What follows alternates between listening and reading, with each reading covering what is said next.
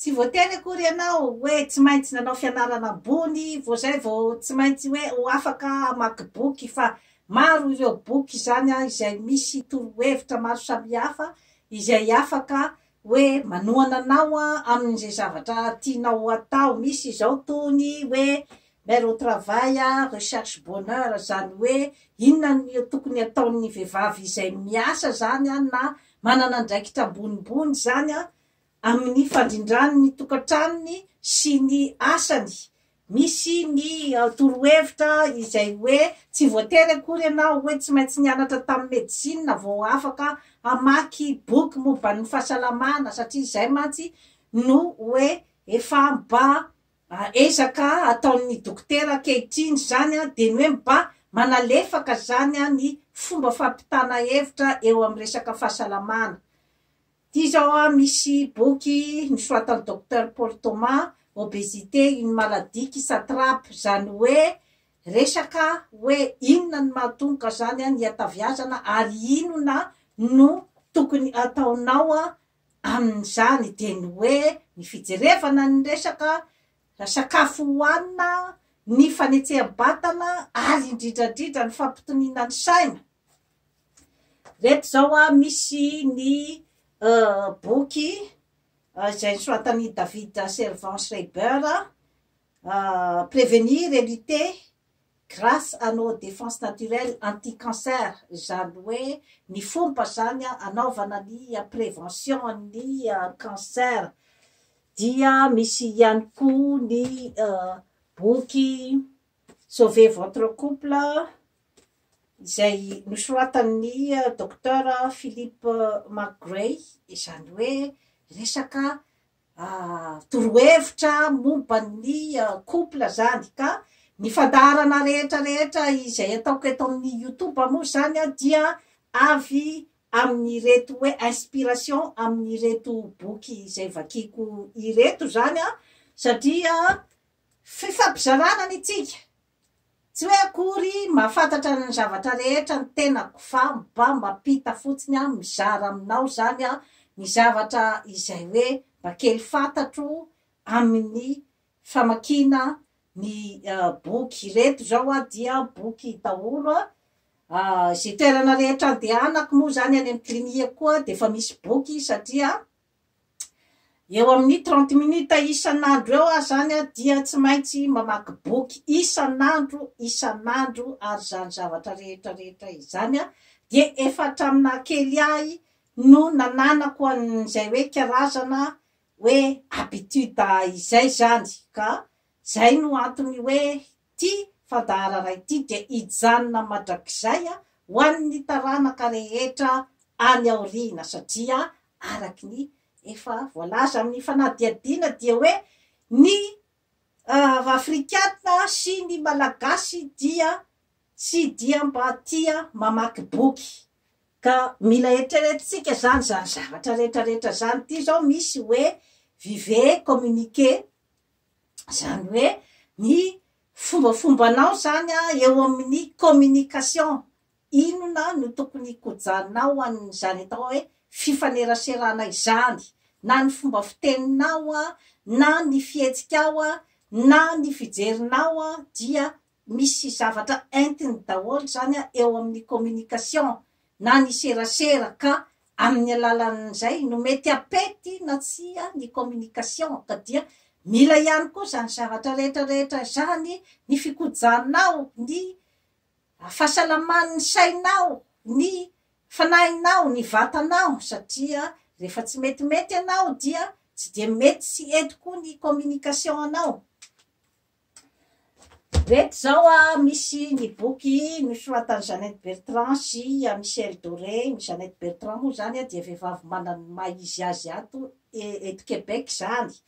Vous croyez tout savoir sur le sexe hozy izy, izany hoe maro zany ny olona izay mieritreritra ny hoe mahalala an'io hoe resaka sexualité io, kanefa dia maro zany ny hoe tsy mahalala marina hoe inona no mibadiky io zavatra rehetrarehetra io dia miresadresaka zany ny sexualité en général zany Jeannette Bertrand eto sy Michel Doré hoe arakaraky ny tsirairay zany sy ny information izay voiziny arakaraky ny tsirairay koa no mahafantatra hoe capable ve izy amin'io resaky io satria matsy dia mitondra frustration betsaka ho an'ny olona zany izay hoe tsy dia mba mahay mampiasa azy io loatra zany hoe inona marina moa zany no ambadiky io satria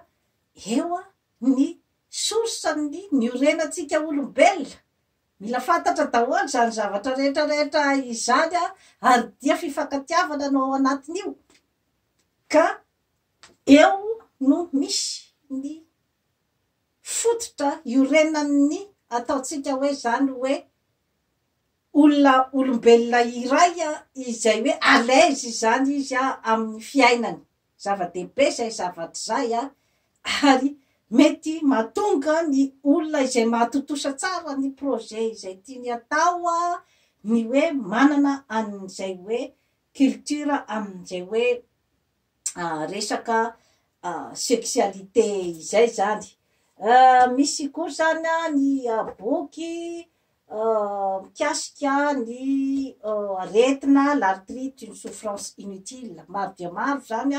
ny hoe zavatra azontsika trandrahana amin'ny boky le bonheur c'est un choix les femmes sexy mangent aussi zany hoe tsy voatery akory hoe rehefa tsaratsara vatana mahihy zany ny vehivavy anankiray de hoe tsy mihinana hevitra diso zay fa hoe inona ny karazany zavatra hoaniny zany hoe inona ny qualité amin'ny sakafo hoaniny ao amin'ny qualité zany no tokony hitondrana ny zavatra rehetra rehetra fa tsy amin'ny quantité reto zao dia misy ny hoe santé et forme zany hoe ny fikojana ny fahasalamana amin'ny endriny maro dia maro dia misy ihany koa moa zany ny boky izay nisoratako le livre vert du bonheur zany hoe ny fanazavako ny hoe ny asambarana dia afaka ho sambatra daholy na de ny olona ara zany izay eritreretina ny fiarahamonina hoe atao akilabao rehefa izy zany mahay mikoja an'izay hoe inona sy inona daholy ny zavatra rehetra izay tokony ataony mba apetipety ny fiainany asambatsambatra azy ka ny asambarana dia ny tsirairay ihany no mahatsapa azy io misy ihany koa zany ny itinéraire pour devenir centenaire zany hoe ny inona zany natao mba aela velona karazam-pikarohana daholo moa zany zavatra rehetra rehetra izany fa ny tsirairay ihany no mahita hoe ela velona ve izy satsia reto zany 3 mois pour maigrir Dr Frédéric Sardman prenez votre santé en main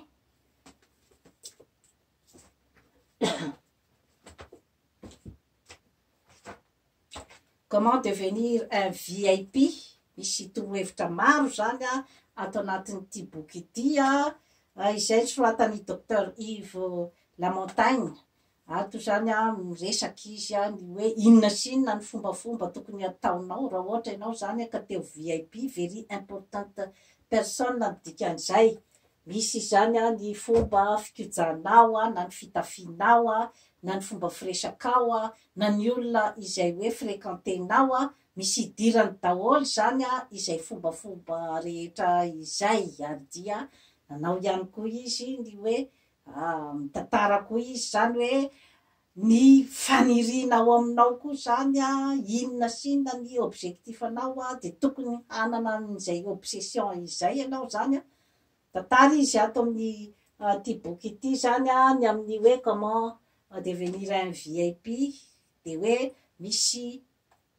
tovolahy iray zany tamin'izy mbola kely de naniry mafy ny mba ho tonga dokotera kanefa izy zany tsy manana ny ray aman-dreniny satria ny médecine moa zany dia hitatsika ihany fa mila volana ny fividianana ny boky sy ny fitaovana sy ny sisa indrindrandrindra moa zany a aty Amerika Avaratra dia tantarana tovolahy kanadiana iray zany a izay hoe zanak'olona mahantra zany a nefa izy mba teo dokotera de mpamafatrano tao amy dokotera zany a no asany dia mamafamafa foana ny diplôma ny dokotera iny zany nataony matetika satria faniriny mafy zany mba teo dokotera dia rehefa taty aorina izy zany a de mba nilaza ny faniriny tamin'ilay dokotera izay niasany ny faniriny mba teo dokotera dia io dokotera io zany a no niatoka ny fianarany tamin'ny medicine dia dokotera goavana de goavana eto Montréal izany olona izany akehitriny. Ilazako amintsika tanora fotsiny mantsy zany zavatra rehetrarehetra izany a ny hoe rehefa misy ny fanirina sy ny hoe obsession aminao zany a dia afaka ho tanterahanao zany zavatra zany a amin'ny alalan'ny fanovozana ny fahalalana amin'ny alalan'ny karazana curiosité izay hitondranao any amin'ny tanjona zay tianao tratrarina fa sy ty karazana fiainan'olona rehetra mipitsipitsy tsy hitondranao makay izay ty no andeha ho voizinao androany tontolo andro haka ny energie rehetra ao amin'ny tenanao sy handany ny herinao ka mila jerevana daholo zany a izay hoe karazana fitondrana ny objectif izay ty zao misy ny l'ABC de bonne manière zany hoe ny fombafomba zany ny faiza miaina zany amin'ny ankapobeny amin'ny fiainana andavanandro zany satria mitondra zavatra maro dia maro mitondra fandrosoana betsaka zany amintsika olombelona ny faiza miaina eritreretintsika fa ny diplôma fotsiny no atafita tsy atompo tsy maintsy misy ny fahaizanao amy serasera amin'ny olona tsy maintsy misy ny fahaizanao ny mandrindra ny fiarahamonina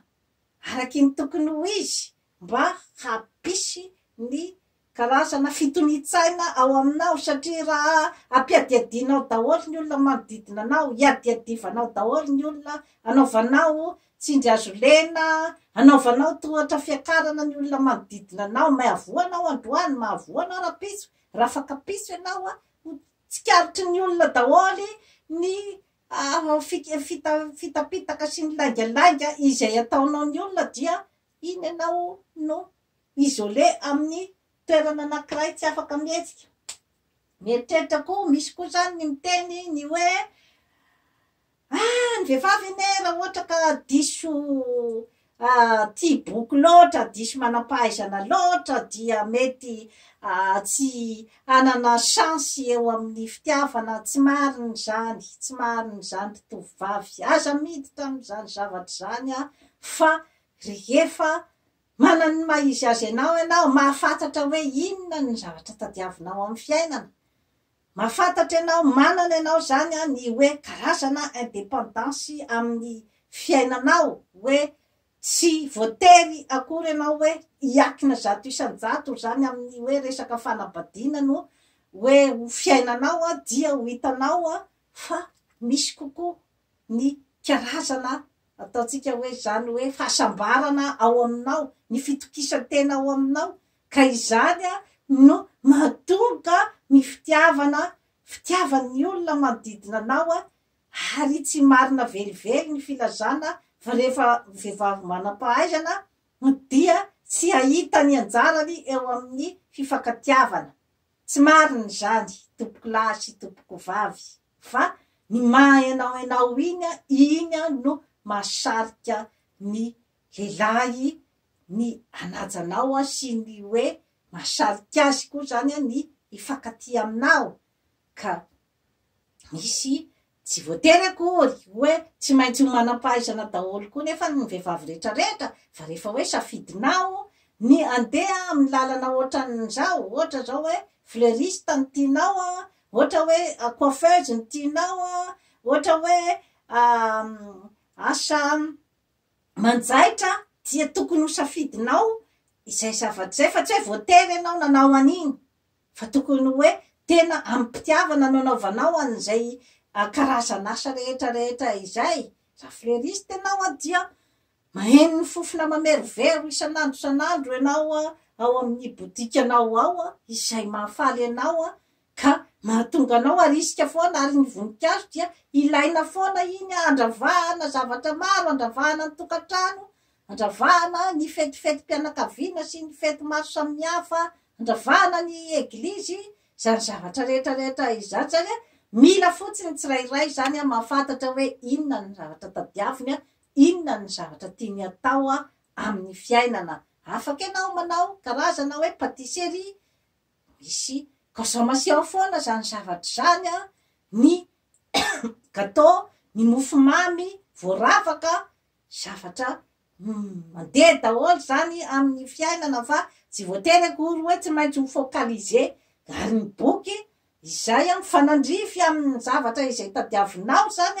izay no zava-dehibe ary misy ihany koa ny sentimentinao zany ao anatin'ilay hoe famakiam-boky, zany hoe tokony mitondra karazana afalifaliana ho anao zany na ny mijery an'ilay boky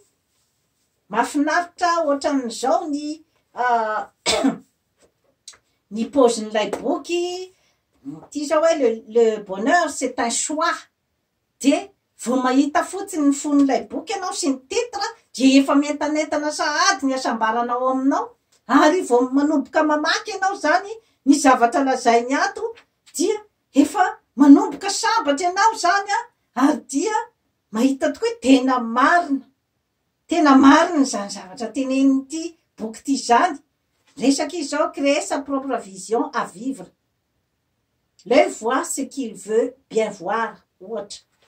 De mamadika koa ianao zany ny hoe rien n'est impossible.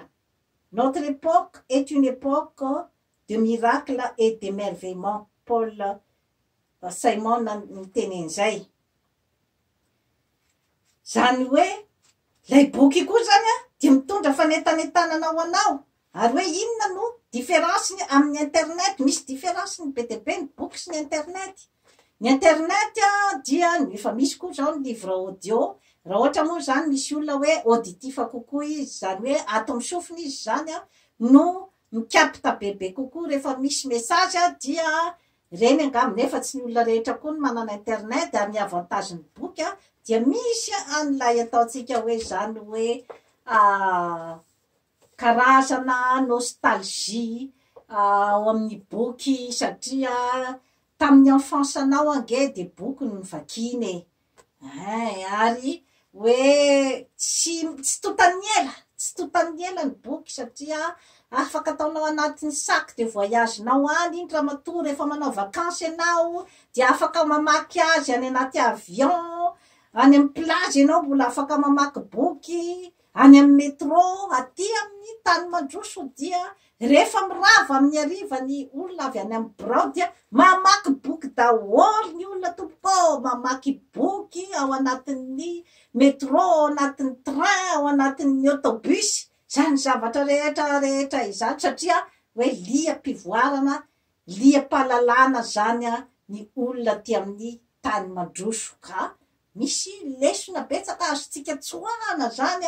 manodidina an'izay zavatra rehetrarehetra izay. Ka sadio nany moa zany ireto natoroko anareo reto fa mbola maro dia maro zany ny hoe boky ato amiko izay efa avy niteneniko tsika rehetra teo hoe aty antranoko misy biblioteka, any amin'ny klinikako misy biblioteka, ato amin'ny efitra anankiray ato koa, ato amin'ny ilany ato koa mbola misy ihany koa amin'ny table de chevet amin'ny chambre misy ka izy io zany dia hoe ampidirinao ao anatin'ny fiainanao, ary dia ao anatin'ny fahafinaretana no makinao boky, ao anatin'ilay hoe fitiavana sy ny hoe liam-pahalalana ianao zany, liana te ahafantatra zavatra, zany daholo zany ao anatin'izay hoe famakina boky izay. Ka ao anatin'izany zavatra rehetrarehetra izany no ahitanao koa zany ny hoe saina tia karokaroka, ny saina tia mamorona, ny saina izay hoe inona moa zany no stratégie hoentiko raha ohatra aho ka te ho tonga amina tanjona anankiray. Zany daholo zany ao anatin'ilay hoe famakianao boky, ny inspiration anao mba ohatrany hoe te ohatran'izy ianao. Zany daholo ao anatin'ny